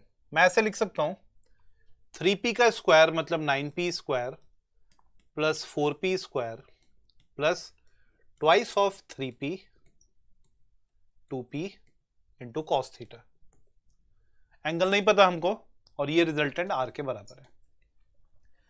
बच्चों, कई बार क्या होता है कि जब हम क्वेश्चंस करने बैठते हैं ना, और तुम लोगों ने फेस किया होगा, जब हम क्वेश्चन करने लगते हैं कई बार समझ में नहीं आता आगे कैसे प्रोसीड करें। इसलिए मैं क्लासरूम में भी देखता हूं, कई बार बच्चों की कॉपी में क्वेश्चन लिखा होता है और उसके नीचे खाली जगह पड़ी रहती है, अटेम्प्ट ही नहीं कर पाते हैं। यकीन मानो कि शुरुआत में किसी को समझ में नहीं आता है कैसे करना है, किसी को भी। मैं जब 11th क्लास में था मुझे भी नहीं समझ में आता था, है ना? लेकिन अगर आप कोशिश करते रहोगे, एटलीस्ट फॉर्मूला कितना हम जानते हैं वो लिख लें, एटलीस्ट डायग्राम बना लेते हैं, तो आप देखोगे कि कुछ समय के बाद आपका दिमाग खुद ही चलने लग गया है उसमें। तो कोशिश जरूर करते रहना है, आराम से सॉल्व होंगे। जरूरी नहीं है कि हर क्वेश्चन पढ़ के पूरा समझ में आ जाए कि कैसे करना है, नहीं आता कई बार समझ में, नॉर्मल है। लेकिन कोशिश करके देखो, कुछ चीजें अंडरस्टैंड करोगे, कुछ नहीं करोगे, नहीं होता है सॉल्व तो टीचर्स की हेल्प लो, है ना? ओके, ये पहली इक्वेशन है अपनी। तो 9p square plus 4p square plus यहां पे कितना आ गया? 12p square cos theta equals to resultant का स्क्वायर। ये हमने पहली इक्वेशन तो बना ली। अब देखो दूसरी इक्वेशन कैसे बनाएंगे। क्वेश्चन ये कह रहा है कि अगर मैं पहली फोर्स को डबल कर दूं तो रिजल्टेंट भी डबल हो जाता है। तो पहली फोर्स जो कि 3p है, इसको डबल करके कितना कर देना चाहिए? 6p कर देते हैं, चलो, है ना? तो रिजल्टेंट अब r की जगह कितना हो जाएगा? 2r के बराबर। तो जरा सॉल्व करके देखते हैं इसको। अब मैं 6p लिखूंगा तो इसका स्क्वायर कितना देगा मुझे? 36p square plus 4p square plus twice of 6p into 2p into cos theta equals to 2r का स्क्वायर। बच्चों, अगर किसी वेक्टर को आप डबल कर रहे हो तो मैग्नीट्यूड में डबल कर रहे हो, उससे डायरेक्शन पे तो फर्क पड़ेगा नहीं, तो एंगल तो थीटा ही रहेगा। बल्कि मैं अब इक्वेशन ये लिख पाऊंगा, दोनों को ऐड करके देखते हैं ना। तो 36 प्लस 4 कितना हो गया? 40p स्क्वायर प्लस यहां पर कितना आ रहा है? 24p square cos theta equals to 4r square. तो इतनी बात तो बन गई। अगर मैं थोड़ा सा इसको कैंसिल और करूं तो 10p square plus 6p square cos theta equals to R square बन गया फिर से। अब क्वेश्चन ये चाहता था कि एंगल कितना है दोनों वेक्टर्स के बीच में ये बताओ, तो आपको दिख रहा होगा कि इक्वेशन 1 और 2 में आरएचएस सेम है, वही पुराना अपना तरीका, दो इक्वेशन से आरएचएस सेम है तो भाई एलएचएस को भी इक्वेट कर देते हैं। तो करके देखते हैं। तो फ्रॉम इक्वेशन 1 एंड 2 आप ये कह सकते हैं इनका सम कितना आ रहा है 13p square plus 12p square cos theta, ये किसके बराबर हो जाएगा 10p square plus 6p square cos theta. थोड़ा सा रीअरेंज करते हैं तो p स्क्वायर तो कैंसिल ही हो रहा है, यहां पे मिल गया 3 इक्वल्स टू 6 कॉस थीटा के बराबर, माइनस साइन भी आएगा ना। ओके, तो बड़ी आसानी से वैल्यू आ गई, तो -1/2 इक्वल टू कॉस थीटा, और तुम लोग जानते हो कि ऐसा जब भी होता है तो एंगल कितना बनता है 120 डिग्रीज। बहुत आसानी से आप बस प्रोसीड करते जाओ, जैसा क्वेश्चन कह रहा है अल्टीमेटली सॉल्व तो हो ही जाएगा, है ना बच्चों। तो हम जेई की तैयारी कर रहे हैं या नीट की, कुछ भी, बेसिक फंडामेंटल है कि क्वेश्चन को जैसा लैंग्वेज है क्वेश्चन की उसको समझो एक बार, जो क्वेश्चन कह रहा है ट्राई करो, सॉल्व तो हो ही जाएगा। ठीक है, अगला क्वेश्चन, इसको ट्राई करते हैं। तो अगर मैं एक स्क्वायर बना दूं, और भाई एक काम करते हैं, सपोज मैंने एक स्क्वायर बनाया और मैं ये कह रहा हूं कि फोर्सेस हैं P, 2p, 3p and 4p act along the four sides of A square ABCD in cyclic order. तो ये अपना एक स्क्वायर हो गया, सेम साइक्लिक ऑर्डर में ही मुझे बात करनी है ना। सेम साइक्लिक ऑर्डर का मतलब क्या है, आप ना फोर्सेस को ऐसे शो कर दो, मैं यहां पर दिखा देता हूं फोर्स P, यहां पर 2p, यहां पे 3p और ultimately 4p, same cyclic order में मैंने रखा है। आप पेयर्स बनाने की कोशिश करो बच्चों। इसको देखो, क्या ये दोनों अपोजिट डायरेक्शन में एक दूसरे से, हाँ जी हैं। p का डायरेक्शन अपवर्ड, 3p का डायरेक्शन डाउनवर्ड, रिजल्टेंट कितना आएगा। अगर दो वेक्टर्स अपोजिट डायरेक्शन में होते हैं मैग्नीट्यूड्स को डायरेक्टली सब्ट्रैक्ट कर सकते हो। तो 3p डाउनवर्ड है, p अपवर्ड है, रिजल्टेंट डाउनवर्ड कितना आ गया 2p। इधर 4p है, इधर 2p है, रिजल्टेंट कितना आ गया, फिर से 4p माइनस 2p, इधर 2p आ गया, और दोनों का रिजल्टेंट निकालोगे तो ये अंडर रूट ऑफ 2p का स्क्वायर प्लस 2p का स्क्वायर मिल जाएगा हमको, तो ये मिल जाएगा 2√2p। आसानी से आ गया रिजल्ट, है ना बच्चों। क्वेश्चन की बस लैंग्वेज समझनी है, फिर आसानी से सॉल्व तो हो ही जाते हैं। चलो इस क्वेश्चन को करते हैं। क्वेश्चन ने हमको 3 वेक्टर्स दिए हुए हैं। देखो 3 वेक्टर्स को ऐड करने के लिए ऑब्वियसली हम यूज कर सकते हैं पॉलीगन लॉ का, लेकिन मैंने ये देखा है कि सबसे अच्छा तरीका क्या है कि 3 ही वेक्टर्स हैं, अगर आपको 2 का रिजल्टेंट मिल गया तो आप 2 वेक्टर्स को एक में कन्वर्ट कर दोगे, और जो भी रिजल्टेंट आएगा उसको तीसरे से ऐड कर देते हैं। जैसे यहां पर जरा देखो, आपको दिख रहा है ये OA vector, OB vector, OC vector. मैं कह रहा हूं कि एक बार में बस इन दोनों की बात करते हैं। मैं OA वेक्टर को देख रहा हूं और OC को देख रहा हूं। अगर इन दोनों वेक्टर्स को देखें तो इनके बीच में एंगल 90 डिग्री है, और क्योंकि एक सर्कल के रेडियस के फॉर्म में दिए हुए हैं तो दोनों का मैग्नीट्यूड तो बराबर है।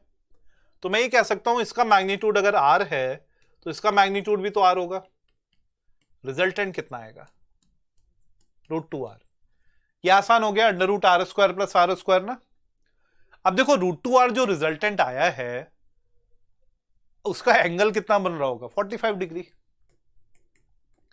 अच्छा जरा अब इस बात पे ध्यान दो, ये जो B वेक्टर है, OB वेक्टर है, ये भी तो 45 डिग्री पे है, मतलब इसका जो डायरेक्शन होगा वो तो सेम ही होगा ना बच्चों, ये भी तो इसी तरफ होगा। और अगर 2 वेक्टर सेम डायरेक्शन में होते हैं तो आप उनके मैग्नीट्यूड्स को ऐड कर सकते हो। सेम डायरेक्शन में है, आप डायरेक्टली a प्लस बी लिख दो यार। तो हम क्या करेंगे, रिजल्टेंट जो आ रहा है इन सारे वेक्टर्स का, उसको आप लिख सकते हो √2r प्लस r। मतलब ये हो गया √2 + 1 × r। ये हमको मिल गया रिजल्टेंट वेक्टर। ठीक है, इजी। ओके, देखो हम लोगों ने सोचा ये है कि थ्योरी पढ़ पढ़ के क्वेश्चंस होने लगेंगे, ये तो होता नहीं है। इसीलिए 11th रीस्टार्ट प्रोग्राम में 80% न्यूमेरिकली हम सॉल्व करेंगे, 20% हम थ्योरी को रिवाइज कर रहे होंगे, है ना। इसी से बात बनेगी, क्वेश्चंस कर करके ही क्वेश्चन करना आता है। Okay, the sum of magnitude of two forces at a point is 16 newton. If the resultant is perpendicular to the smaller force and has a magnitude 8, तो दो फोर्सेस क्या होंगी ये निकालना है। आसान बात है, करो एक बार, ट्राई करो। ओके, अगर दो फोर्सेस को ए और बी मान लें तो क्वेश्चन के हिसाब से आप ए को बी के साथ ऐड करोगे तो कितना आएगा, 16 न्यूटन। और resultant is perpendicular to the smaller force and has a magnitude of 8। Okay, तो दो फोर्सेस क्या होंगी। सोचो, अगर ये वेक्टर ए है और मैं इसी को स्मॉलर फोर्स बोल रहा हूं, तो हमारा जो रिजल्टेंट है उसको इसके परपेंडिकुलर होना पड़ेगा और ये मैं वेक्टर बी बना पाऊंगा। मेरी मजबूरी है, मुझे ऐसे ही बनाना है। क्वेश्चन ने जो कंडीशंस दी हैं, हमको डायग्राम तो ऐसा ही बनाना पड़ेगा, है ना। A vector resultant is perpendicular to this vector, a और बी का रिजल्टेंट क्या है, आर। लेकिन क्वेश्चन के हिसाब से आर का मैग्नीट्यूड कितना है, 8 यूनिट्स। क्वेश्चन ने पूछा है ए और बी का मैग्नीट्यूड बताना है, लेकिन ए और बी का सम दिया हुआ है हमको। एक काम करें, अगर मैं यहां पर पाइथागोरस लगाऊं तो क्या मिलेगा। तो पाइथागोरस अगर लगाओगे तो आप ये कह सकते हो कि 8 का स्क्वायर प्लस ए का square should be equal to B square. मतलब 64 equals to B square minus A square. अब देखो, B square minus A square को आप B minus A into B plus A भी तो लिख सकते हो, और ए प्लस बी कितना है मालूम है, ए प्लस बी तो 16 है। तो 16 पुट कर देते हैं तो बी माइनस ए कितना मिल गया, 64/16 कितना होता है, 4 यूनिट्स। दो इक्वेशंस बनती हुई दिख रही हैं सबको भाई, दोनों इक्वेशंस को कर देते हैं आपस में ऐड। तो प्लस ए माइनस ए कैंसिल हो जाएगा, 2b किसके बराबर आ गया, 20। तो b कितना आ गया, 10। b अगर 10 आ गया तो a कितना आ गया भाई, 6। तो 10 और 6 किस ऑप्शन में है, अपना रिजल्ट आ गया, है ना। ओके, चलो अगले क्वेश्चन की तरफ चलते हैं। क्वेश्चन कह रहा है कि a plus B C vector है, मतलब a और b का रिजल्टेंट तो c है। c is perpendicular to a और c और a का मैग्नीट्यूड बराबर है। तो a और b के बीच का एंगल कितना होगा। ओके, a और b के बीच के एंगल की बात कर रहे हैं। मैं आपको एक कॉन्सेप्ट सिखा रहा हूं, उसको ध्यान से सुनना है, इंपॉर्टेंट कॉन्सेप्ट है।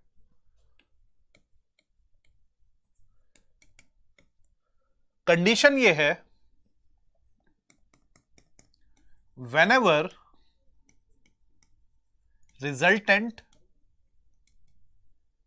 is perpendicular to one of the vectors,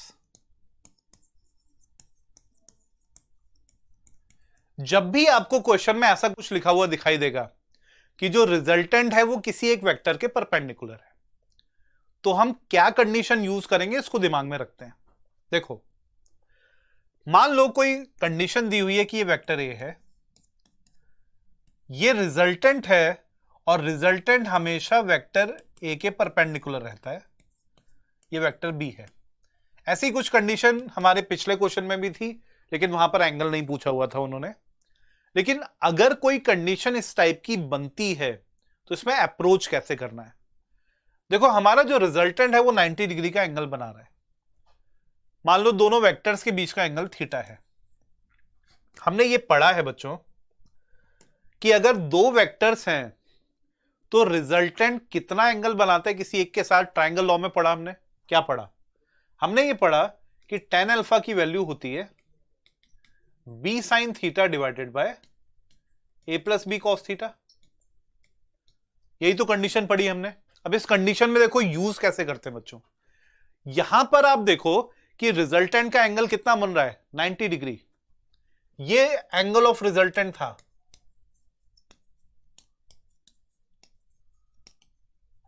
तो अगर यहां पर ये एंगल 90 डिग्री बन रहा है तो tan 90 कितना होता है जरा बताना? इंफिनिटी। और अगर tan 90 डिग्री को आप इनफाइनाइट लिखना चाहते हो तो राइट हैंड साइड पे आ जाओ, डिनोमिनेटर को क्या करना पड़ेगा, जीरो। तो बात ये हो गई कि ये फैक्टर अगर जीरो होगा तभी तो ये कंडीशन सेटिस्फाई होगी। तो अल्फा अगर 90 डिग्री हो गया है तो a plus B cos theta को क्या होना चाहिए, जीरो। मतलब कॉस थीटा को कितना होना चाहिए, माइनस a बाई बी। ये कंडीशन हर उस क्वेश्चन में लग जाएगी जहां पर आपसे बोला जा रहा है कि रिजल्टेंट किसी एक वेक्टर के परपेंडिकुलर है। क्योंकि अगर परपेंडिकुलर हुआ तो एंगल 90 डिग्री होगा, tan 90 इंफिनिटी होता है, आप डिनोमिनेटर को जीरो लिख पाओगे, आसानी से कंडीशन बन जाएगी। अगर ये कॉन्सेप्ट समझ में आ गया है तो इस पर्टिकुलर क्वेश्चन में भी अप्लाई करके देखते हैं। फिजिक्स में तुम लोग जानते हो कि हर क्वेश्चन को करने के कई तरीके होते हैं। मैं इस समय इस कॉन्सेप्ट को सिखाना चाह रहा हूं आपको। तो C का और A का मैग्नीट्यूड तो बराबर है। हम ये समझ गए कि अगर A और B का रिजल्टेंट C है तो cos थीटा कितना हो जाएगा, minus of A by B. एक और बात, यहां पर इन्होंने ये कंडीशन दी हुई है, जरा देखना। C स्क्वायर को मैं लिख सकता हूं A square plus B square plus 2ab cos theta. लेकिन क्वेश्चन ने कहा कि C और A तो बराबर है, हटा देते हैं इनको। तो आपको cos थीटा की वैल्यू कितनी मिल रही है, हमको cos थीटा मिल रहा है माइनस b अपॉन 2a। मिल रहा है ना सबको, माइनस b बाई 2a। मगर हमारे हिसाब से cos थीटा ये भी तो होना चाहिए। अच्छा भाई, दोनों कंडीशन सेटिस्फाई कर लेते हैं, ये भी होना चाहिए, ये भी होना चाहिए। तो दोनों में cos थीटा है, वैल्यूज इक्वेट करके देखते हैं क्या मिलेगा। अगर इनकी वैल्यूज को इक्वेट करोगे तो minus b by 2a should be equal to sorry b square should be equal to 2a square, या फिर ये जो a बाई बी है इसकी वैल्यू कितनी आ जाएगी, 1 बाय रूट 2। अगर ये बात समझ पा रहे हो बच्चों तो जरा ध्यान से देखना। a बाई बी आपने निकाल लिया ना, किसी भी जगह पर कैलकुलेशन कर लो। यहीं से कर लेते हैं, cos थीटा कितना आएगा, a बाई बी अगर 1 बाय रूट 2 है तो ये हो जाएगा minus 1 by root 2। cos theta आ गया माइनस 1 बाय रूट 2। ठीक है, तो इजीली कैलकुलेशन हो गई, सब लोग कर पा रहे हैं। तो कितना एंगल हो गया दोनों वेक्टर्स के बीच में, इट शुड बी 135 डिग्री ना, नेगेटिव साइन आ रहा है। तो हम यहां पर लिख सकते हैं कि एंगल कितना हो जाएगा, ये 135। ये अपना आंसर आ गया है ना। तो भाई इस तरीके से इन क्वेश्चंस को कर सकते हैं। कॉन्सेप्ट समझना, जब भी परपेंडिकुलर होगा कोई रिजल्टेंट किसी भी एक वेक्टर के तो हमेशा उस डिनोमिनेटर को जीरो कर पाओगे। और आपको पता है डिनोमिनेटर क्या आ रहा होता है ना, हमेशा a plus B cos theta, zero से इक्वेट किया तो कॉस थीटा को माइनस a बाई बी लिखा जा सकता है। ये क्वेश्चन आपने बहुत जगह देखा होगा, पता नहीं कितनी जगह ये दिया हुआ है ना। बस इसको प्रॉपरली रीअरेंज करके रिजल्ट तक पहुंचना होता है। ट्राई करें एक बार, है ना। और इस क्वेश्चन को करने के मल्टीपल तरीके हैं, जैसे सोच पाओ वैसे करो। ठीक है, सब लोग ट्राई करो जरा। ध्यान रखना, वेक्टर फॉर्म में आंसर चाहिए, साइड्स के मैग्नीट्यूड को कैलकुलेट करके नहीं बोल देंगे कि 6AO आ गया।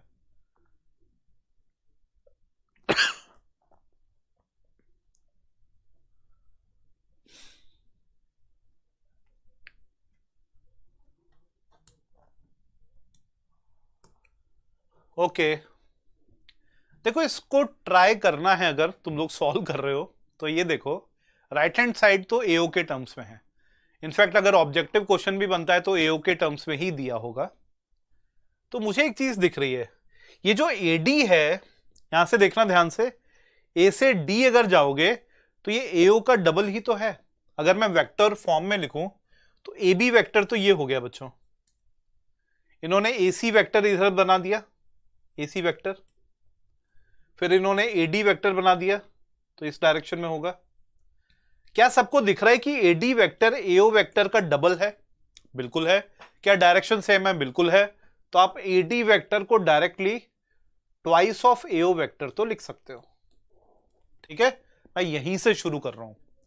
एडी वेक्टर मैंने हटा दिया। अब मैं इसके अलावा जब बात करूंगा अगले स्टेप में, तो मुझे ऐड करना है ए बी को, ए सी को, ए ई को और ए एफ को। हम इन चारों वेक्टर को ऐड करके देखेंगे कि रिजल्टेंट क्या आता है ना। अब किस पर ध्यान दें, सोचते हैं इस बारे में। सबको दिख रहा है ए बी वेक्टर? हाँ जी, ए बी वेक्टर तो यहां पर लिखा हुआ है। अच्छा, अगर ए बी दिख रहा है तो ऐसे देखो, क्या सबको ए ई वेक्टर दिख रहा है? हाँ जी, दिख रहा है। क्या बच्चों में ए बी वेक्टर को ईडी वेक्टर से रिप्लेस कर सकता हूं? एकदम कर सकते हैं। दोनों वेक्टर्स का डायरेक्शन बराबर है, मैग्नीट्यूड बराबर है, तो मैं यहां पर ए बी को रिप्लेस करने वाला हूं ईडी से। बाकी सबको मैं ऐसा का ऐसा ही लिख दे रहा हूं।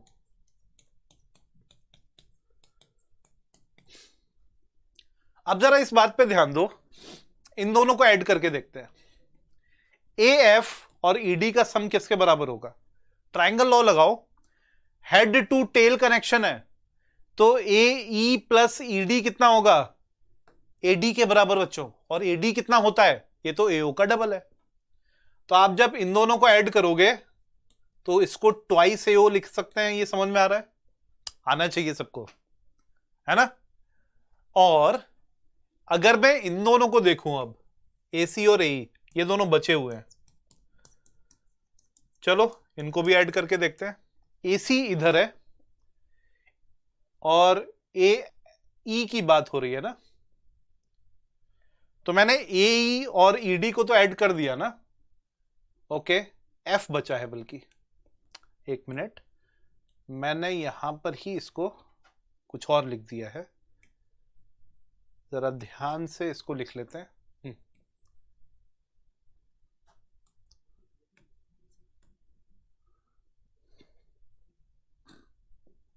ओके, तो मैं ये कह रहा था कि ये जो सम हमने किया है, ए ओ वेक्टर यहां पे ट्वाइस आ गया था, यहां पर आपको दिख रहा है कि इन दोनों का सम तो ए ओ हो गया ना, ए ई प्लस सी डी, यहां पर ए एफ था। इन दोनों को अगर ऐड करेंगे तो अपना ए एफ को जरा देखते हैं ध्यान से।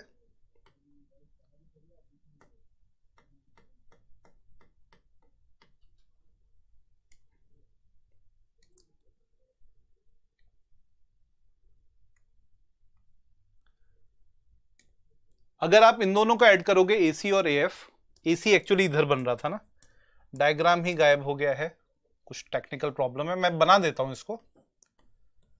आप देखो, ऐसे ही तो था, ए इस तरफ था, बीच में ओ हमने बना लिया था भाई, B C D E F. Last में अगर आप ए सी और ए ई का सम कर रहे हो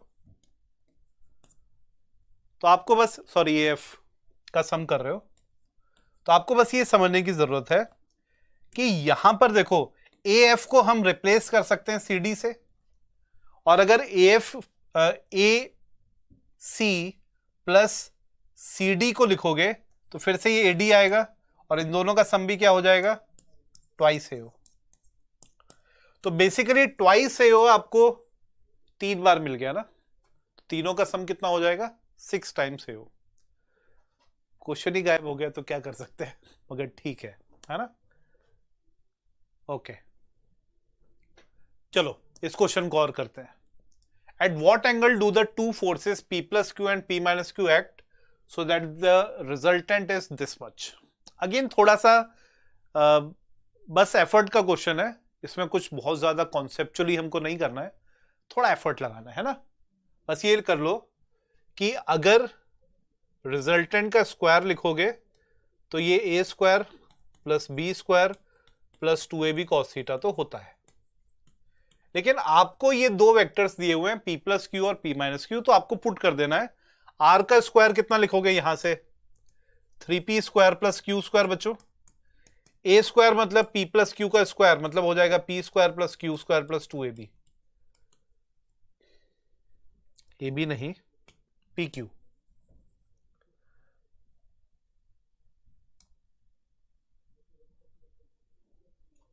okay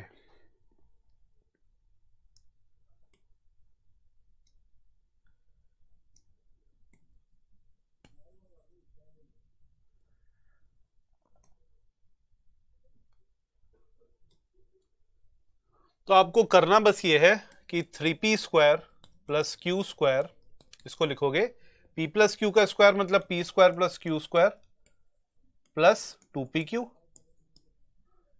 plus p minus Q का स्क्वायर तो p square plus Q square minus 2pq plus twice of p plus Q into p minus Q into cos theta.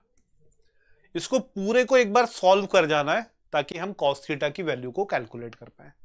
तो क्वेश्चन आसान है, बस इक्वेशन थोड़ी बड़ी सी आपको दिखाई देगी मगर सॉल्व सब लोग कर लेंगे, है ना। ओके देखो रिजोल्यूशन पर हमको आना है। आज की क्लास को इतना ही रखते हैं। हम लोगों ने आज की क्लास में जो डिस्कशन किया है it is regarding addition of vectors, है ना। तो वेक्टर्स को हम कैसे ऐड कर रहे होते हैं इस पर अब आपको क्वेश्चंस करने हैं। तो हम लोग कुछ डीपीपी ऐड करेंगे, उसको जरूर ट्राई करोगे बच्चों। थोड़े से क्वेश्चंस होंगे, एक बार ट्राई करके देखोगे। मेरे कई सारे बच्चे ऐसे होंगे जिनकी वेरियस क्लासेस इस समय चल रही होती हैं, तो अगर आप क्लास लाइव अटेंड नहीं कर पा रहे हो तो रिकॉर्डेड लेक्चर जरूर देखना और प्रैक्टिस करना। देखो टारगेट ये है कि 11th अगर हमारा बहुत स्ट्रांगली रिवाइज हो गया ना तो 12th क्लास में, जैसे मैं जानता हूं कि चार्ज पार्टिकल अगर इलेक्ट्रोस्टैटिक्स में मोशन में है या चार्ज पार्टिकल मैग्नेटिक फील्ड में मोशन में है तो हमको मैकेनिक्स की जरूरत पड़ेगी, हमको इक्वेशंस की जरूरत पड़ेगी, है ना। तो वो सारी इक्वेशंस की जरूरत हमको अगर पढ़ने ही वाली है तो 11th में मैकेनिक्स को क्यों ना स्ट्रॉन्ग कर लिया जाए। फ्लूइड्स की हमको बहुत जगह जरूरत पड़ेगी, बहुत जगह हमको थर्मोडायनेमिक्स की जरूरत पड़ेगी, ये सब मिक्स होते रहते हैं। और जब एडवांस लेवल के क्वेश्चंस की बात करते हैं तो ऑब्वियसली वो मल्टी कॉन्सेप्ट क्वेश्चंस होते हैं ना। तो बच्चों टेंशन नहीं लेनी है, 11th क्लास में जो भी अपनी प्रॉब्लम रही है हमेशा लाइफ में फॉरवर्ड देखना है। जो हो चुका है उसको छोड़ो, आज का दिन और आगे का देखो, हर दिन कैसे इंप्रूव करेंगे, हर दिन कैसे बेटर करेंगे चीजों को, है ना। Thank you.